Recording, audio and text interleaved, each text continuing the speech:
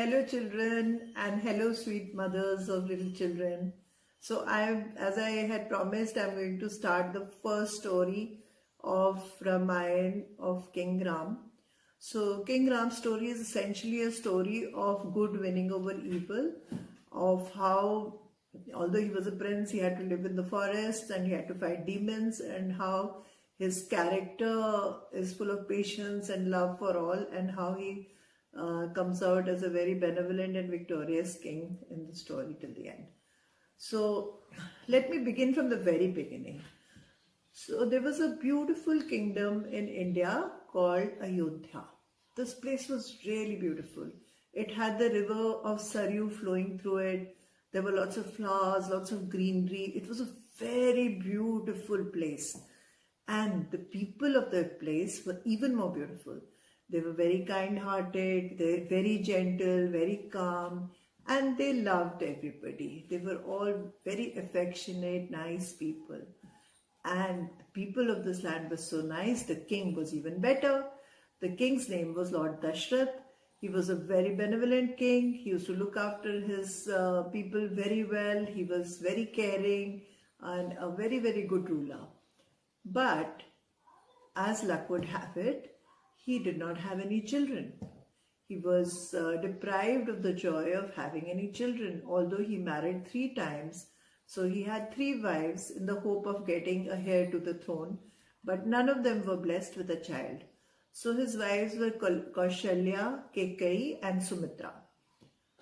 So one day when he was feeling very upset about this, he thought of doing a yajna. So in the olden times in India, they used to do yajna. They used to, in the open, they used to, burn the fire and pray to the Almighty, to the forces of the universe, the sun, the moon, the light, everything, so that,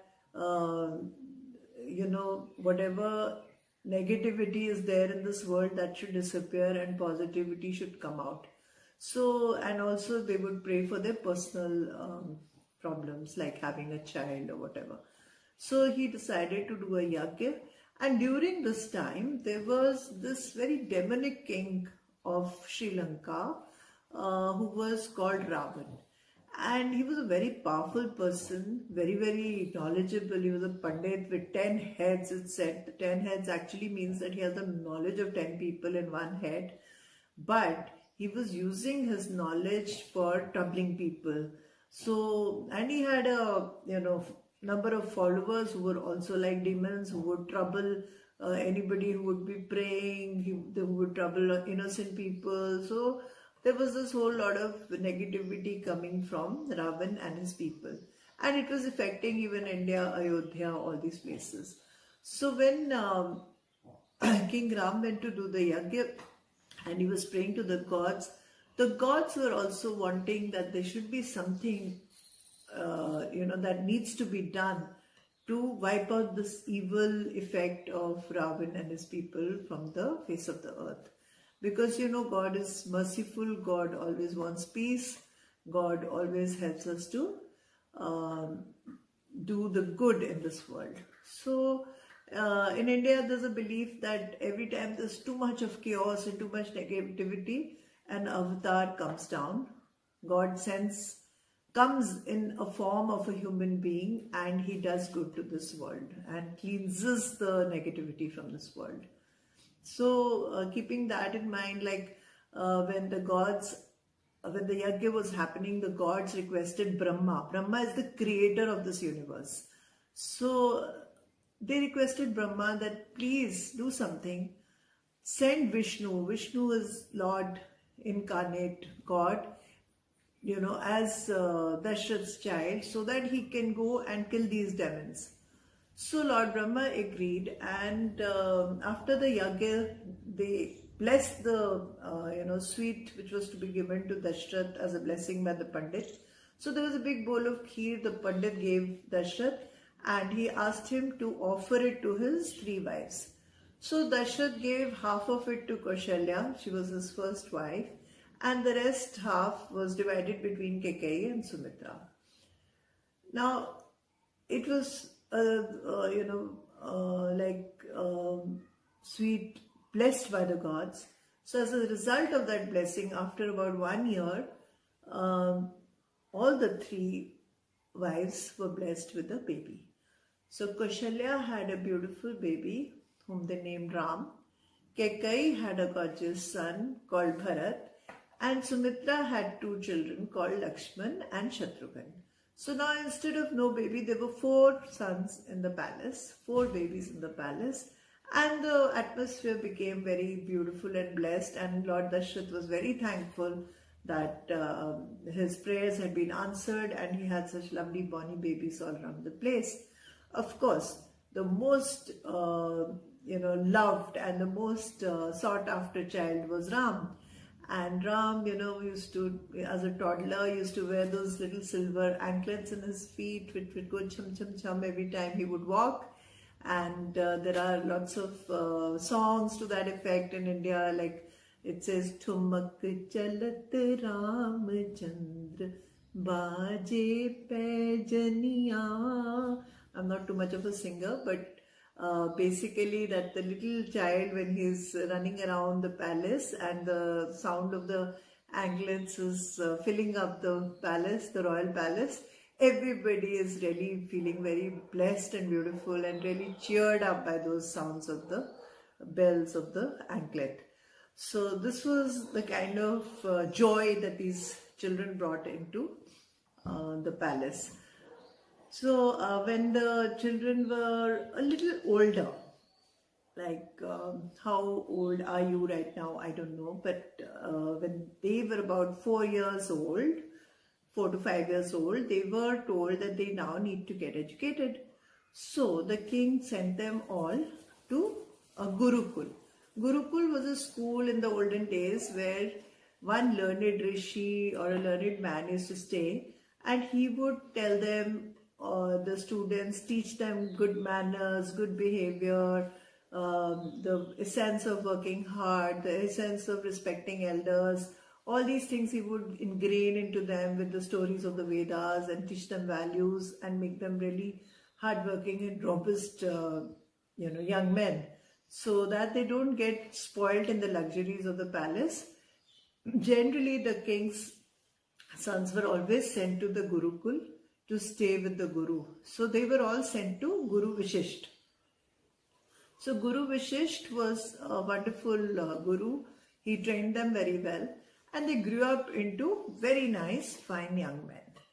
Now when they grew up into these lovely young men, they came back to the palace, and everybody was really happy to see them, that they were such wonderful, strong boys, all of them.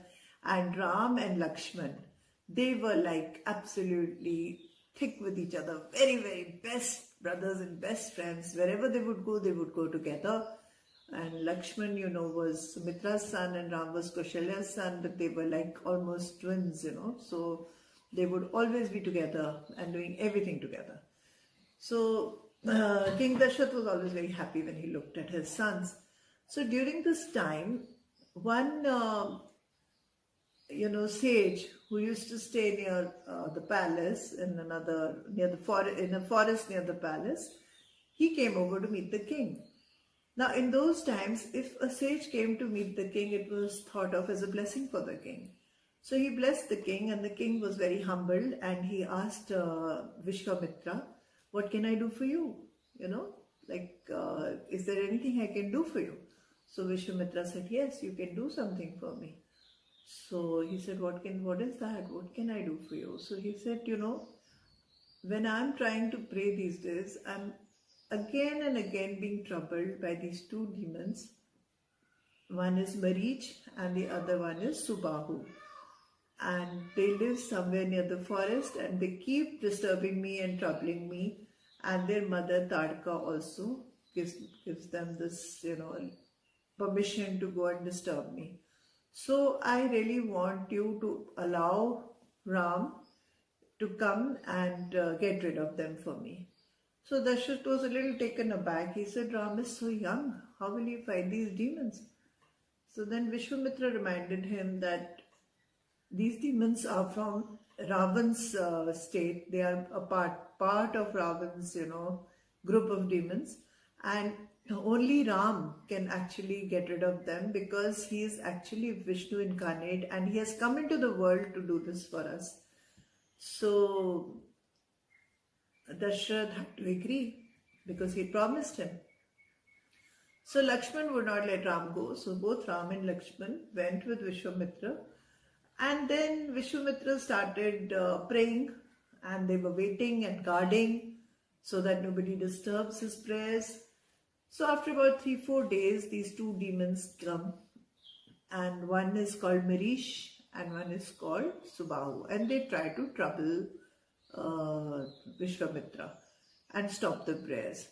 So Ramchandra, of course, was a great archer, so he took out his bow and arrow and he hit Marish. Immediately he died and his head flew off over many mountains.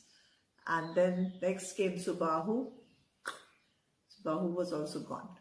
So both the demons were killed by Ramchandraji in one short time of a day. And also their mother Tadka, she had been troubling them on the way. So Ram had also got rid of her. So Vishwamitra was really thankful for Ram for doing this for him, because this was, actually triumphing over evil. So the good had won. This was the beginning of Ram's, removing negativity from the earth and protecting the good. So Vishwamitra was very happy that this had happened, and so he decided to take them to meet the king of Mithila. Mithila was another state nearby, and the king of Mithila was Lord Janak, Raja Janak, King Janak, and King Janak's daughter was Sita. So Vishwamitra knew that King Janak had the Shiva's bow, Shivji's bow and arrow, and when he saw that Ram was so good with his archery skills, he wanted to show him the bow and arrow. So when they went to Mithila, the King Janak, he said that, if the bow of Shivji is so heavy, nobody can even pick it up. How do you think Ram is going to try to use it? And he said, if anybody even manages to pick up this bow, I'm going to marry my daughter to that man. Because only God can pick it up. Only God incarnate can pick it up. So when Ram was shown the bow, he was, God incarnate. So he just picked up the bow and he used it, and he just broke it into two and kept it back. So everybody was amazed because it was such a heavy bow, nobody could pick it up. So suddenly King Janak realized that he's Lord Ram, he's Vishnu himself, and so he said, okay, I'm going to make him my son-in-law, and Sita will be permitted to marry him. And so Sita had another younger sister, her name was Urmila. So Urmila was, decided that she would marry Lakshman. And there were two more daughters in the family, his brother's daughters. And both of them married Shatrughan and Bharat. So there were 4 brides and 4 boys. So King Dashrath was invited to Mithila, and the marriage took place of all the 4 young couples. And with great jubilance, they all went back to Ayodhya. They all celebrated, danced, sang, how it is in shadis. So much of band, baja, brati. It was an Indian wedding, and it was the princess's royal wedding. So in India, as it is, weddings are royal.